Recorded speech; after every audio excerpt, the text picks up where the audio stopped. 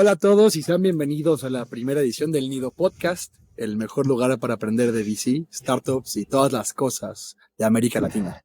Yo soy José Luis Abao, el escritor in residence para Nido Ventures y anfitrión de este podcast donde cada mes traeremos el mejor contenido sobre emprendimiento en América Latina, que va a ir desde entrevistas a noticias y perfiles. Con ello queremos que todos en la región tengan acceso a las herramientas para construir su futuro y el resto del mundo tenga las herramientas para entender mejor América Latina. Que con las partners y fundadoras de nuestro fondo, María Gutiérrez y Ana Caro Mejía. Caro, María, gracias por estar con nosotros.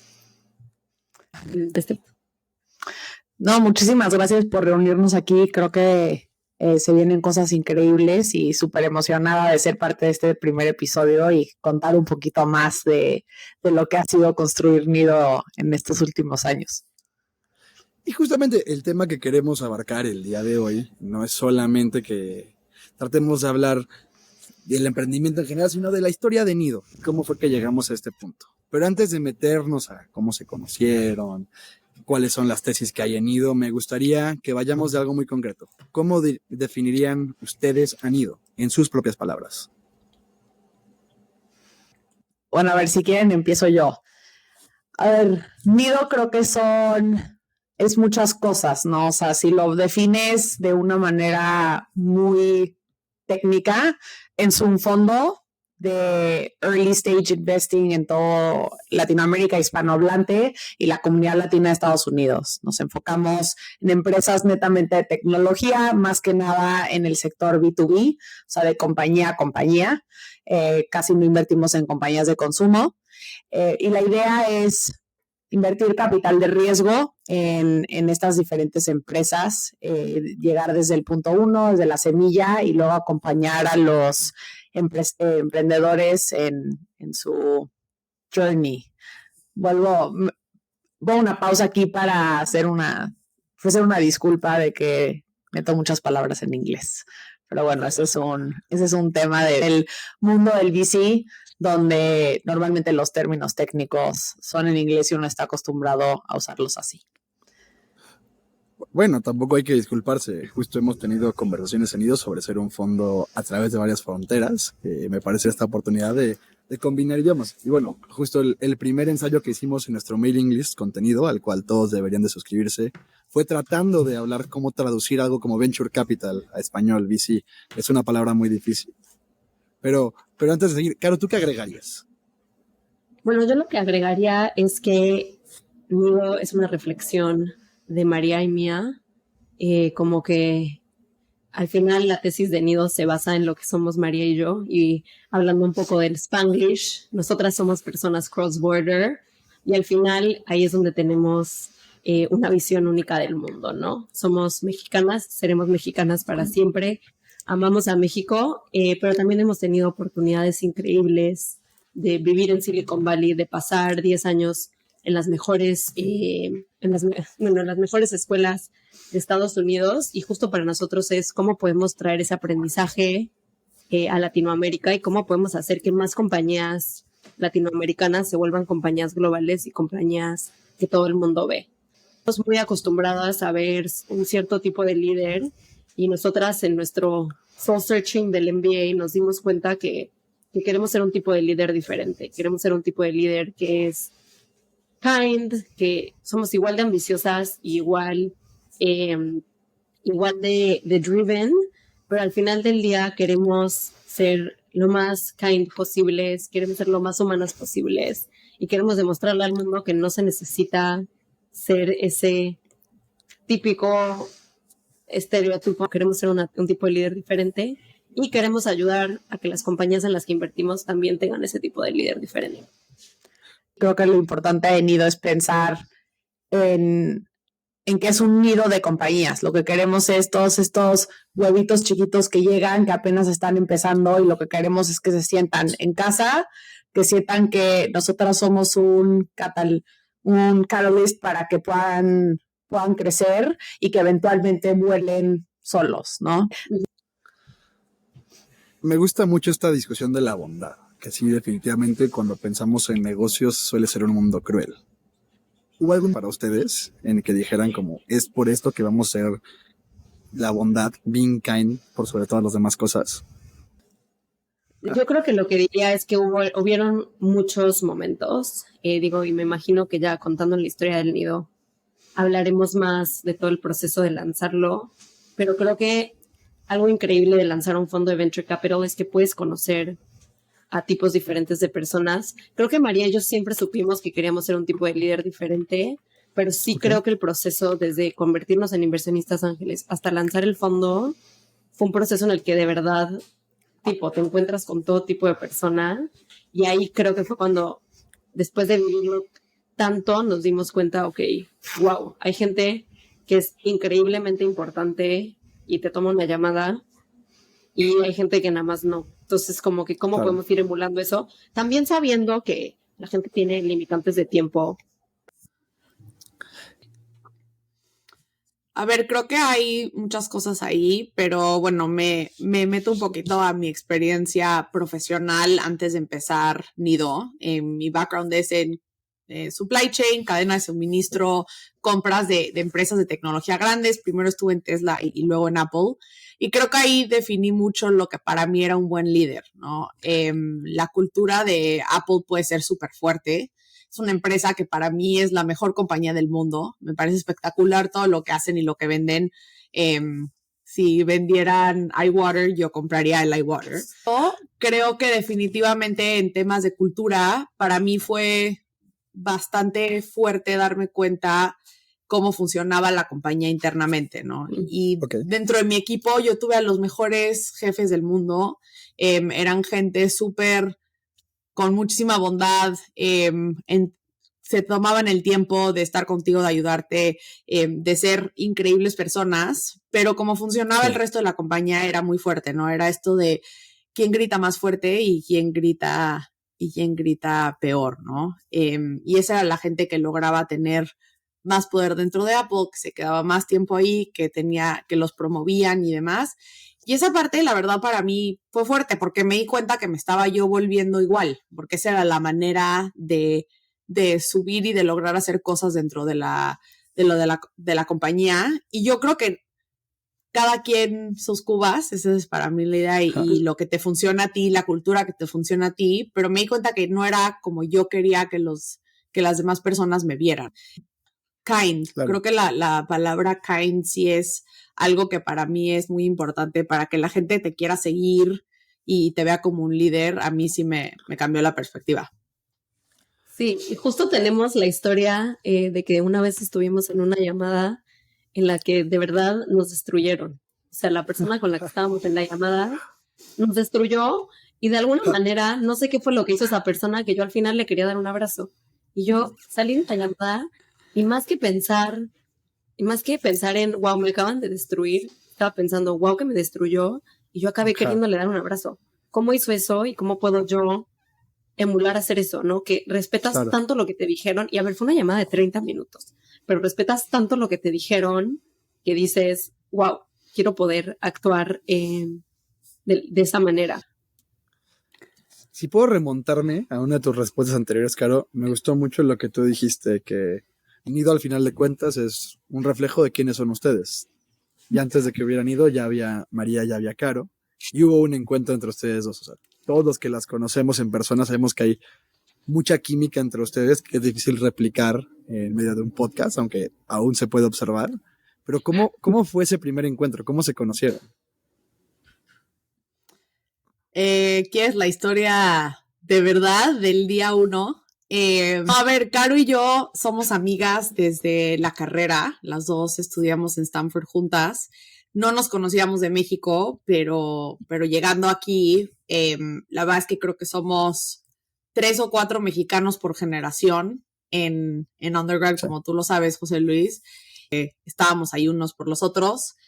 Sí. Yo recuerdo conocer a Caro en una fiesta de Halloween. Y Caro venía vestida de maléfica. Lo tengo así súper, la imagen perfecta de Caro de ese día. Y desde ahí fuimos amigas, hacíamos ejercicio juntas, teníamos como muchas cosas en común. Era súper fácil platicar con Caro, y rápidamente conocí de su familia, a su familia, como que me sentí desde el día uno como muy parte de la vida de Caro. Y eso lo recuerdo súper bien, como que no tengo así el perfecto momento de, este fue el momento en el que me sentí su amiga, como que desde el día uno siempre fue una súper amistad. Y luego nos tocó vivir en San Francisco juntas, entonces seguíamos viviendo esa vida de amigas y de tener trabajos similares, trabajando en Big Tech, como que muchas cosas que nos unían. Y luego nos fuimos al MBA juntas. Entonces creo que todo el tiempo hemos tenido como cambios de vida similares, tanto profesionales como personales. Y estando justo antes de la maestría, empezamos a hablar muchísimo de qué es lo que queríamos a futuro cada una de nosotras. Si queríamos regresar a Latinoamérica, si nos queríamos quedar en Estados Unidos. Teníamos siempre esto de, toda mi familia está allá, pero yo he construido una vida aquí y ¿qué hago con él? Y en ese momento nos pusimos a hacer inversiones ángeles en Latinoamérica juntas, con la idea de queremos encontrar en qué vamos a emprender y cómo vamos a emprender. A ver, yo súper suertuda porque todo el mundo siempre le cuesta muchísimo trabajo buscar a su co-founder técnico y el mío iba muy fácil. Claro. Y bueno, y de ahí, platicando de esto de las inversiones ángeles, vimos cómo nuestros cerebros funcionan de maneras tan diferentes pero súper complementarias y estamos logrando llegar a tomar estas decisiones como de una manera, no le quiero decir fácil, pero smooth. O sea, era como que cada vez que teníamos una plática del por qué queríamos invertir o no invertir, siempre era súper entretenido el entender cómo pensaba Caro y bueno, cada vez, todos los días la respeto más. Pero bueno, de ahí decidimos que queríamos hacer esto de por vida, como ya real. Lo de las inversiones nos parecía súper interesante. Creíamos que no había gente como nosotros, o creemos al día de hoy que no hay gente como nosotras invirtiendo en Latinoamérica. Nosotros estamos aquí gracias a lo que nos dio México, ¿no? Entonces la idea es regresarle también al país y a la región todo lo que nos dio a Caro y a mí. Sí, y justo María habla de cómo tomar las decisiones pues smooth. Y yo creo que aquí vale la pena entrar un poquito más en cosas personales y contar que no siempre fue así, ¿no? O sea, no siempre María y yo nos sentábamos y teníamos una conversación productiva. Creo que algo mágico de conocer a alguien por tantos años es que pues pasas por todas. Y María y yo tuvimos más de una conversación a lo largo de los años y solo para dar contexto nos conocimos a los 19 años. Entonces, wow. Creo que eso es importante porque tú dices 10 años y la gente es como, 10 años, pero nos conocimos a los 19 años. Por lo tanto, el tipo de conversaciones que tienes a los 19 años no son igual que a los 28. Entonces, yo siempre digo que uno de nuestros superpoderes en conjunto es que sabemos cómo agarrarnos del chongo. O sea, sabemos cómo discutir, sabemos cómo enojarnos, sabemos cómo decirle no estás mal a la otra. Y creo que eso es un superpoder. O sea, creo que eso es algo que la gente no te dice. O sea, a mí me preguntas por qué chambeamos también juntas, además de que una, nos respetamos muchísimo. Yo respeto increíblemente a María y valoro mucho su opinión. Pero dos, creo que en especial en el mundo de inversión es tan importante poder darte la vuelta y decir, no estoy de acuerdo. Y creo que esto es especialmente cool con nosotras, porque yo la primera vez que conocí a María, era la primera persona que yo conocía y decía, wow, es como yo, ¿sabes? Es una chava latina que tiene ganas de ir a Stanford y es una nerda y es súper driven, pero también le gusta la moda, pero también es cool y le gusta irse de fiesta. Para mí fue la primera vez que conocí a alguien que yo decía, wow, es como yo. Y eso en el principio era triggering, era como, espérate, no se supone que podía haber una. Creo que es increíble ver esa trayectoria a decir, no solo puede haber una, debería de haber 1,000,000. Y sí, creo que ese es nuestro superpoder, la verdad. Y creo que es algo que cuando buscas un co-founder no te concentras o sea, te concentras en todas las cosas buenas, pero no te concentras en, ¿y qué pasa cuando tenemos un disagreement?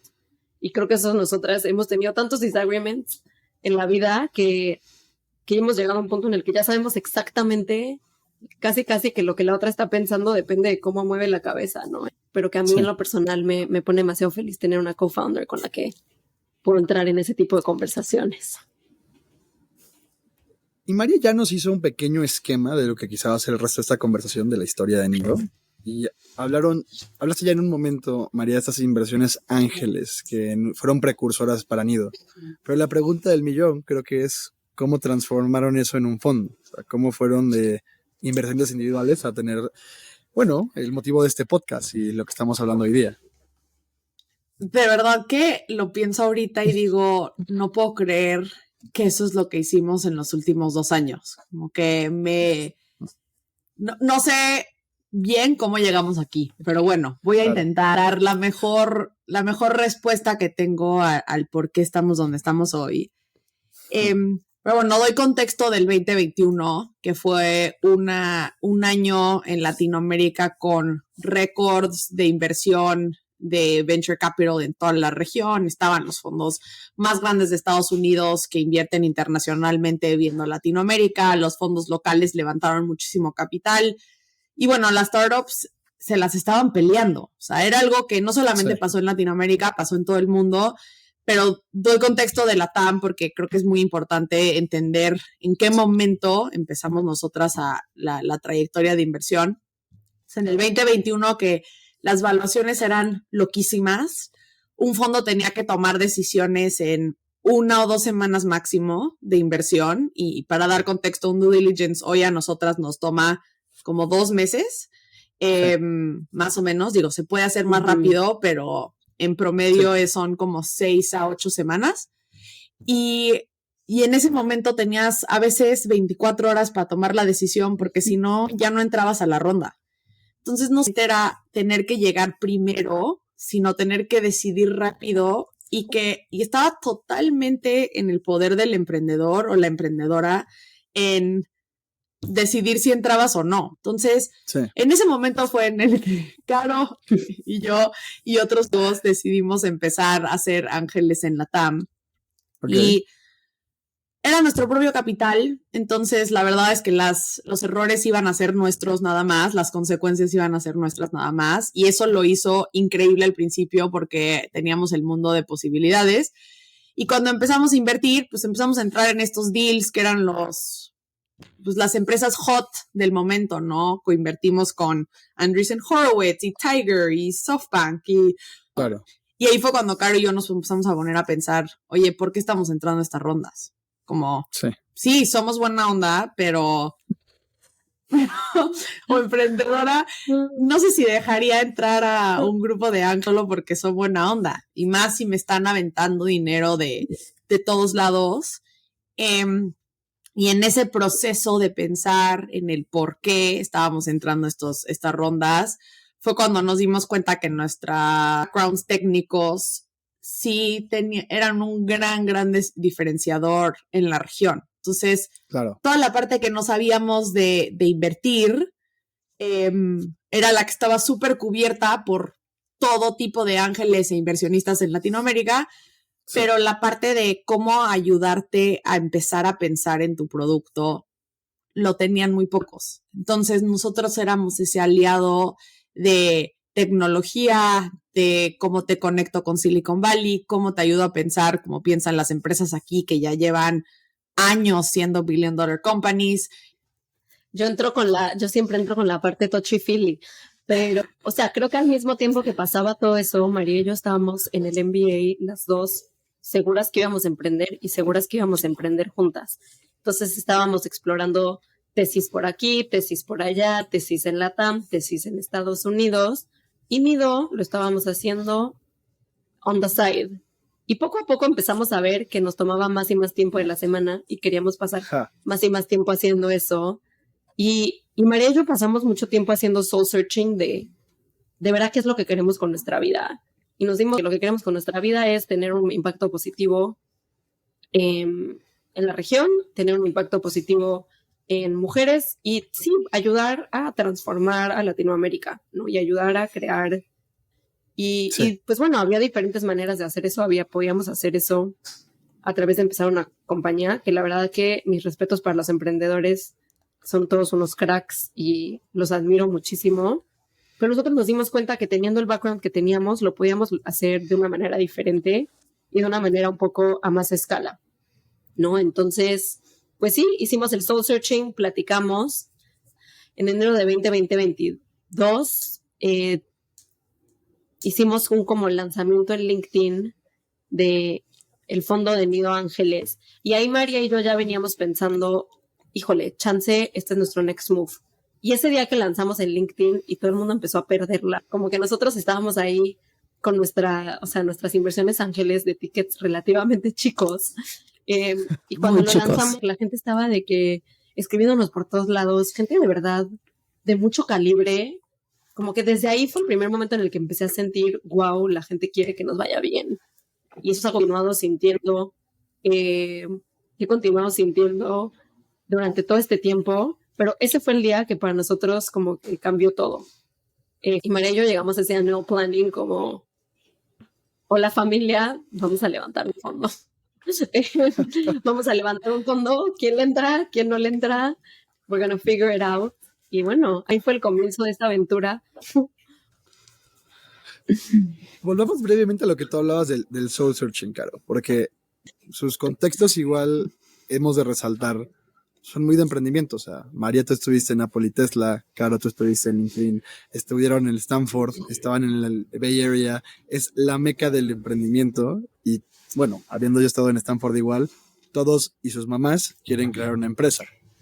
Creo que la pregunta fundamental es cómo ustedes no fueron por ese patrón. Y obviamente, como decías, Caro, es muy respetable hacer una empresa y es tontamente difícil, pero ¿por qué decidieron hacer un fondo en lugar de fundar? O sea, y hablan ustedes, usan el verbo fundar para este fondo igual, o sea, hablan como si fuera una empresa también, el mismo idioma de los startups, pero hay una diferencia. Sí, y esto es creo que algo que lo vimos desde el principio, es a nosotras, o sea, al final somos entrepreneurs. Al final Sí. estamos empezando esto desde cero, tenemos que hacer todas las mismas cosas burocráticas que tiene que hacer un emprendedor, desde hablar con los abogados. De hecho, tenemos que hablar con los abogados más que una. Entonces, Claro. esa parte creo que a las dos se nos antojaba mucho, como esto desde construir desde cero. Pero creo que para nosotros el empezar este fondo fue un poco, se nos puso la oportunidad enfrente y nos dimos cuenta que no había nadie más con nuestro perfil haciendo esto para Latinoamérica. Entonces, como esa experiencia única de decir, lo tomas o lo dejas. Y al final, cuando empezamos a de verdad pensarlo y hacer ese soul searching, nos dimos cuenta que se alineaba perfectamente con nuestras metas personales. Sí. Y que íbamos a poder tocar, o sea, íbamos a poder impactar a muchas compañías. Hay algo que queremos tener mucho en nuestro DNA, es queremos impactar tanto a las compañías en las que invertimos como a otras compañías a las que tal vez no caben en la tesis. Y pues sí, fue un poquito el momento de lo tomas o lo dejas, y creo que todos tenemos esos momentos de la vida, y pues con suerte las dos tuvimos el alineamiento de quererlo tomar, porque yo no me hubiera lanzado sola, eso sí, que hacer esto sola, no. Entonces yo creo que tener ese alignment entre las dos fue también crítico para esta decisión.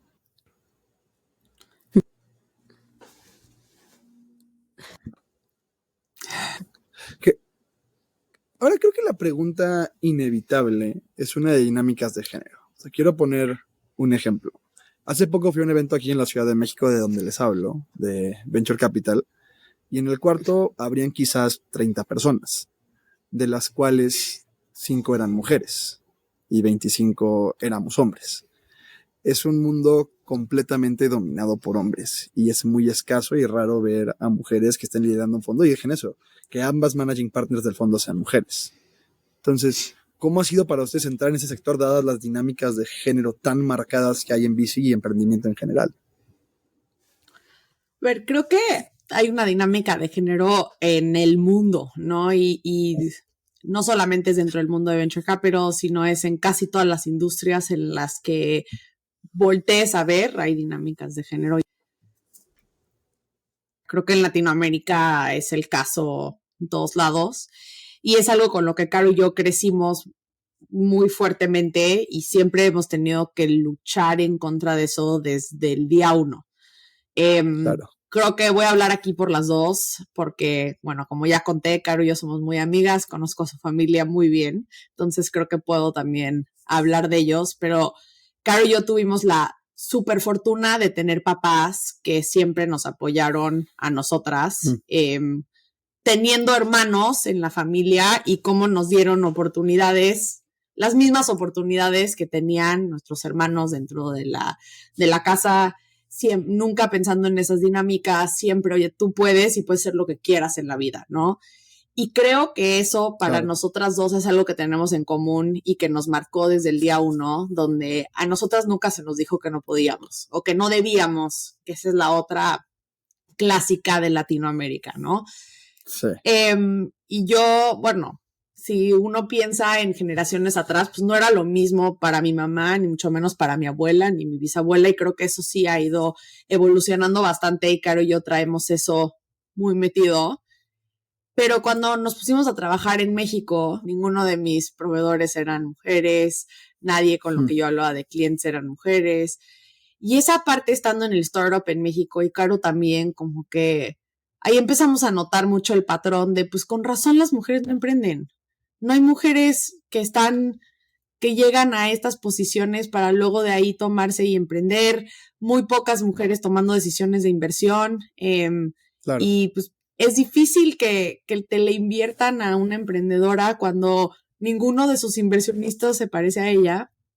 Entonces, creo que esa parte fue gran razón del por qué Caro y yo empezamos esto en Latinoamérica. No era, queremos tener un impacto en esas dinámicas. Y al principio del fondo pensamos mucho en, ¿será que solo invertimos en mujeres? ¿No? Son las que más necesitan esa inversión. ¿Por qué no nada más nos enfocamos ahí? Y eso creo que fue lo que nos ha hecho todavía pensar mucho más en la razón de ser de esta inequidad de género. Y pensamos, creo que lo que preferimos es, queremos invertir en los mejores equipos de Latinoamérica, da igual cómo se vean, pero sabemos que una compañía que se crea diversamente o con diversidad va a tener mejores resultados, ¿no? Eso está comprobado dentro de muchos estudios que se han hecho de fondos, de compañías, etcétera. Entonces, lo que nosotras queremos es impulsar a que la fuerza laboral en Latinoamérica se vea y se piense de manera diferente. ¿Cómo piensas? No solamente en términos de género, sino diversidad de todo tipo. Justo lo que pensábamos, Caro y yo, las dos lo que queremos ver en la TAM, ¿no? Equipos que agreguen y que sumen y que se... Aquí, digo, las llamadas de fundraising a veces nos preguntan que si estamos casadas, que si tenemos hijos, eso es algo que pega. O sea, nadie espera que nosotros somos los que salimos del otro lado de la llamada. Entonces, es cosas que poquito a poco nosotras queremos ir cambiando, o no tan poquito a poco, sino de mucho en mucho, si se pudiera, pero ir enfocándonos en cómo hacemos una fuerza laboral mucho más diversa en Latinoamérica. Sí, y yo lo único que agregaría ahí es, volvemos un poco al punto al que hablábamos hace un rato sobre cómo lo que se espera de un líder, ¿no? Y cosas que son más femeninas o más masculinas, y creo que eso es lo que nos hemos encontrado. Hemos encontrado que hay gente que, sí, solo de que nos metemos a la llamada, asumen que 100% invertimos solo en mujeres o que hacemos inversiones de impacto. Sí. Y es como, esa no es la realidad. Pero son como que creo que sí hemos tenido muchas discusiones de no queremos dejar nuestro lado femenino, no queremos dejar de ser como somos y creemos que hay mucho valor en tener esa diversidad.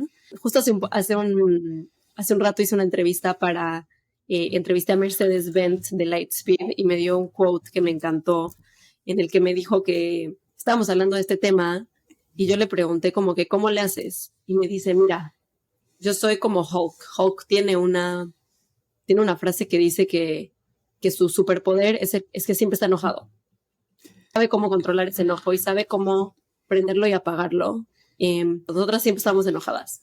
O sea, si estamos hablando de este topic, siempre estamos enojadas, pero estar solo enojadas no nos va a llevar a ningún lugar, ¿no? Así como creemos nosotras hoy en día que invertir solo en mujeres no nos va a llevar a ningún lugar.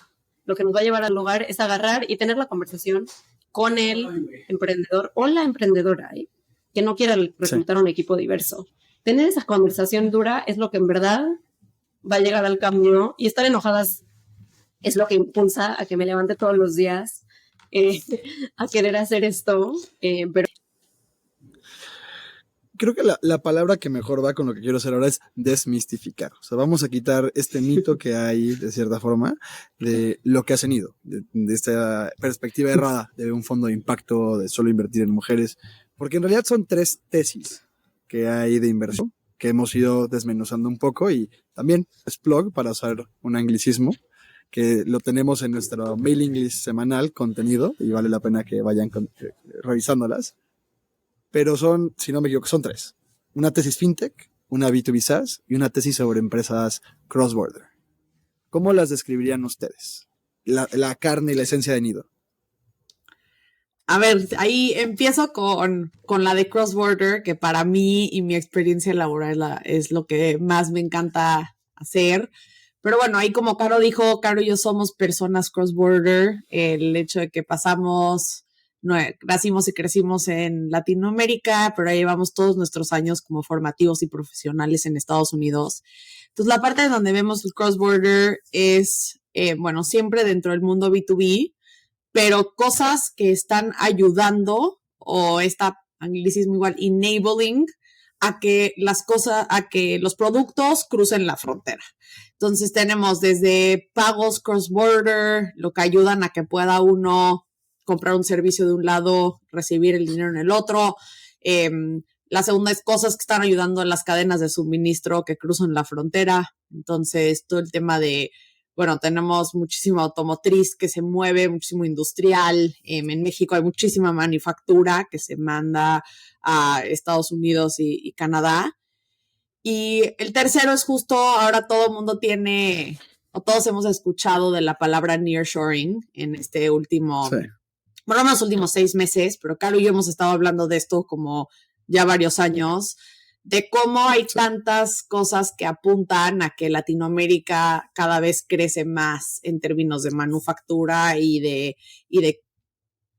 ser este trade partner principal de Estados Unidos, donde ahí estamos también invirtiendo en compañías que ayuden o promuevan nearshoring, por ejemplo, plataformas que conectan a manufactureros en Latinoamérica con empresas en Estados Unidos que quieren comprar esa manufactura, ¿no? En el mundo de fintech invertimos en infraestructura, entonces queremos cosas que sean como decimos los building blocks, o sea, los legos que permiten que los pagos entre compañías sucedan, que exista servicios financieros entre compañías en Latinoamérica.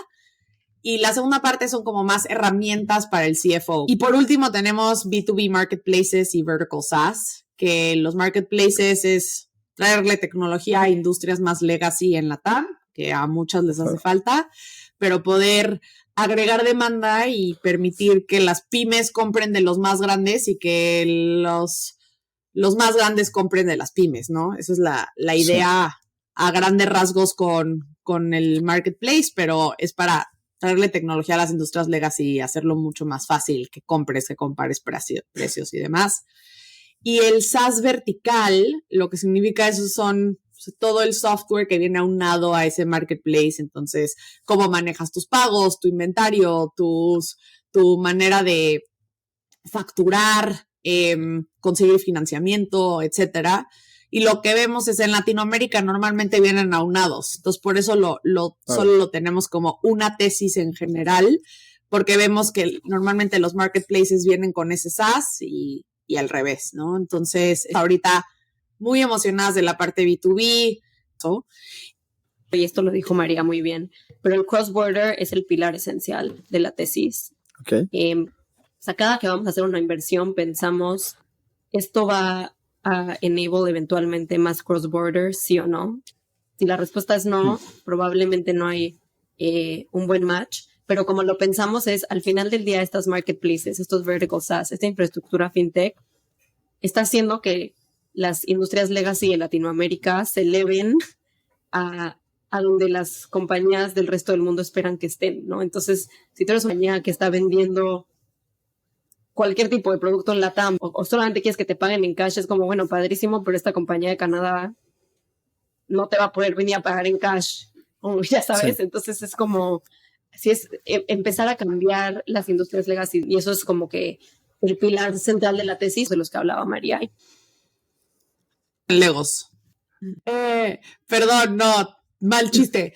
Pero justo sí, lo que dijiste tú, José Luis, creo que me parece lo más interesante de estas tres, es que queremos construir un portafolio con muchísimas sinergias, porque es un portafolio diversificado, 25 a 30 compañías. Lo que queremos es que las compañías se puedan apoyar unas, ¿no? Porque entre más logras eso, más creas que tu portafolio esté fuerte, que esté avanzando en conjunto, con otro, ¿no?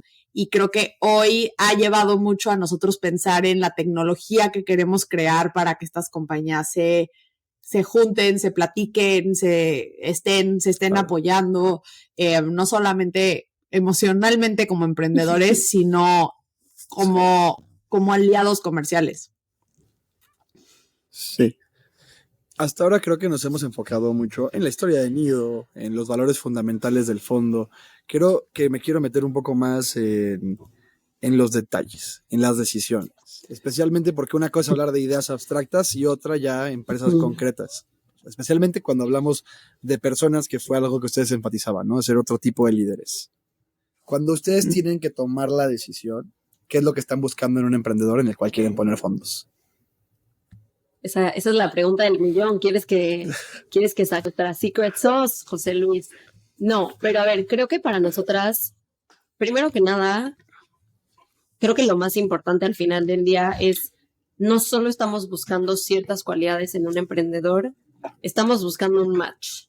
Estamos, ok, nosotros tenemos este set de valores y esto es en especial en nuestra etapa, ¿no? Nosotros entramos a veces en una persona y un PowerPoint. O sea, eso es lo que hay, porque sí hemos invertido en emprendedores así y al final lo que buscamos es, ¿somos un buen match o no? ¿Nos vemos trabajando juntos por los siguientes 10 años? ¿Sí o no? Y ya las cualidades que buscamos en específico es, ok, esta es una persona resiliente, es una persona que toma buen feedback, o sea, le puedo dar feedback y lo va a tomar bien o no lo va a tomar bien. Es una persona que, o sea, de verdad es alguien que se va a saber caer 30 veces y se va a querer levantar todavía, porque no es tanto de saberse levantar, creo que muchas personas se saben levantar, pero se va a querer levantar como realmente quiere pasar por el proceso de ser un emprendedor o de ser una emprendedora. Pero creo que es muy importante hacer énfasis en que buscamos este buen match. No es solo sobre el emprendedor, es sobre el emprendedor y nosotras en Nido. Es sobre realmente creemos que somos el partner ideal para esta persona o no. Ahí muy importante resaltar es, nos importa mucho como y cuando hacemos referencias, y digo esto es para los emprendedores allá afuera para que ya sepan, hacemos referencias de las emprendedores, o sea, de gente que ellos nos dicen, pero también de gente que ellos no nos dicen. Y no estamos buscando que nos digan puras cosas buenas. Si nos dicen puras cosas buenas, es como aquí hay gato encerrado. O sea, queremos tener referencias balanceadas, porque al fin entrar este partnership sabiendo las cosas buenas y las cosas más o menos. Y creo que tal vez hasta las cualidades que María le resaltan más pueden ser diferentes a las que a mí, pero al final cuando tomamos la decisión es mucho más, nos vemos como un equipo en esto y siendo un equipo por los siguientes 10 años, sí o no. Sí, creo que ahí agregaría, o más que agregar algo, porque creo que Caro lo dijo perfectamente bien, sino es resaltar esta parte de la resiliencia, que creo como es algo que como emprendedor lo vas a enfrentar una y otra vez y otra vez. Y quizás es que en forma de un pivot, en forma de que alguien se te fue de la compañía, en forma de que tú no la estás pasando bien por alguna razón, las cosas no te están saliendo como quieres. Y eso va a pasar todo el tiempo. Entonces es alguien que, como dijo Caro, se sepa caer y levantar, resiliencia. Y esa parte es bien difícil que nosotras podamos entender qué tan resiliente es alguien haciéndole alguna que otra pregunta por 6 a 8 semanas, ¿no? Entonces, y la cualidad que más queremos que tengan. Resiliencia y... Y si quieres una respuesta un poco más, creo que también un detalle muy esencial es Founder Market Fit. Como, ¿por qué este es el founder ideal para hacer esto? Si estás emprendiendo en cierto sector y nunca has sido parte de ese sector, es como, ok, no significa que es un no, para nosotros, pero es como que quién a tu alrededor sí, ¿no? Sí. Y tienes los contactos correctos. O sea, nosotros entramos cuando no hay nada. O sea, el dinero de Nido se va a ir de nada a un MVP. Entonces nosotros tenemos Sí. que medir qué es lo que tiene que pasar de nada a un MVP y cuáles son los resources que tiene este founder y cómo los puede utilizar para llegar a eso. No, ni siquiera tenemos estas visiones tan grandes como inversionistas que entran en otras etapas. La tenemos cuando Claro. hacemos follow-ons, porque sí tenemos la mitad del fondo reservado para follow-on pero en esta primera etapa, si no podemos ver que en los siguientes meses van a poder llegar a ese MVP, entonces eso nos complica mucho y eso tiene mucho que ver con el founder market fit, porque la gente que pues ya tiene experiencia en ese sector o tiene contactos muy buenos en ese sector, pues les va a ser mucho más fácil despegar que a los que no. Claro. Hemos hablado del pasado, hablamos del ahora, el único tiempo que nos queda es el futuro. ¿Cuáles creen que van a ser los cambios principales de Nido? Ya hay discusiones de qué va a ser el énfasis del fondo número 2 cuando se cree. O sea, ¿qué es lo que se viene?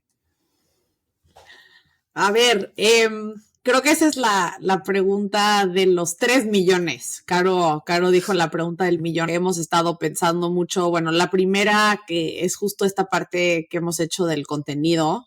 Voy a hablar de eso primero, pero de que lograr hacer que el Latinoamérica tenga más recursos para entender el mundo del emprendimiento, el mundo del VC, que salgan más emprendedores, ¿no? O sea, lo que nosotros queremos es que exista más gente que quiera emprender. El otro día me preguntaban en una conferencia que si estamos buscando que más mujeres emprendan, ¿no? ¿Cómo tenemos eso pensado? Y obviamente la idea es que muchas más mujeres emprendan, pero la idea general es que más gente en Latinoamérica en general quiera entrar a este mundo, se quiera lanzar a ser emprendedores, como estamos en el mundo del capital del emprendimiento, que tengan mucha escalabilidad y demás. Empezamos con el contenido, queremos ser un recurso para toda esa gente que quiere emprender, toda la gente que quiere entrar al mundo de Venture Capital y también para la gente que no está en Latinoamérica y que quiere entender a Latinoamérica, ¿no? Que esa también somos un poco un hoyo negro allá afuera y la gente no sabe de cómo hacer negocios aquí, qué tipo de cosas funcionan, qué no, cuáles son las empresas que están saliendo, los fondos que invierten, etcétera. Entonces, ser un recurso en eso. Y la otra parte que yo veo para fondos subsecuentes y empezando en este primero, pero la idea es que esto vaya creciendo cada vez más y más, es cómo siempre nos podemos perfilar y ser este valor agregado a las empresas y siempre estar constantemente evolucionando. Y lo vemos mucho al lado de la tecnología que usamos dentro del fondo y cómo creamos cosas también nosotras, tanto internas como externas, que revolucionen la manera de hacer inversiones. El VC es esta industria que invierte en tecnología todo el día y no se ha revolucionado en nada desde que empezaron. Desde los 60s que empezó el Venture Capital, es lo mismo hoy, funciona idéntico. Entonces, cómo nosotras todo el tiempo queremos impulsar a que empresas se vuelvan más tecnológicas, hagan cosas diferentes, cambie el status quo, cómo podemos ser nosotras eso también, ¿no? Y es lo que está todo el día en la cabeza mí de Caro. Y tú comentabas al principio del podcast, José Luis, que por qué VC y no emprender, ¿no? Y creo que para nosotros queremos encontrar siempre maneras de seguir emprendiendo dentro del VC. Y eso es lo que para mí, por lo menos, y veo el nod de Caro, entonces creo que también para ella, pero la manera en la que nosotros podemos seguir haciendo que nuestro trabajo sea lo máximo en el mundo para mí, para Caro, usar nuestros cerebros para eso y hacer nosotras lo que le pedimos a los emprendedores que hagan, ¿no? Yo creo que sí vale la pena mencionar que en la era de Artificial Intelligence, nosotros, o sea, estamos entrándole duro a esto. La verdad que desde el día 1 hemos sido un fondo super data driven. Para los pocos resources que teníamos en aquellos momentos, nos hemos inventado buenas maneras de crear todos nuestros procesos. Pero sí, eso es algo que está muy en el DNA de Nido. Y bueno, tenemos un data scientist que es lo máximo, nuestra analista que también es lo máximo. Y nos pone muy felices verlos realmente trabajando su cerebro y no teniendo que crunch los mismos números todas las semanas. Pero bueno, sí, súper feliz de estar en este podcast y solo queriendo pues contarles que ya hicimos nuestro final close de este fondo, y si están emprendiendo, vayan a nuestra página, contáctenos. Estamos con muchas ganas de conocer a todos los emprendedores que están allá afuera y pues sí, que estamos muy felices de que el nido es oficial y se vienen muchas cosas buenas. Gracias, Caro. Gracias, María, por su tiempo. A todos los que nos escuchan, no olviden suscribirse al contenido podcast en todas sus plataformas y también seguir nuestra mailing list, el contenido, tanto en Substack como en LinkedIn. Esperamos tener muchos más contenidos de este estilo y nos vemos muy pronto. Desde el nido, yo fui José Luis Abao.